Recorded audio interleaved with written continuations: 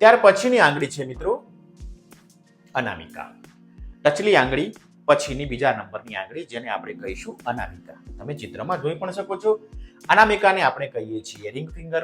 આગળ વાત કરી હતી તે પ્રમાણે પશ્ચિમના દેશોમાં જ્યારે સગાઈ કરવામાં આવે કે લગ્ન કરવામાં આવે ત્યારે આ અનામિકા આંગળીમાં રિંગ એટલે કે વીંટી પહેરાવવામાં આવે છે, એટલે એનું નામ છે રિંગ ફિંગર.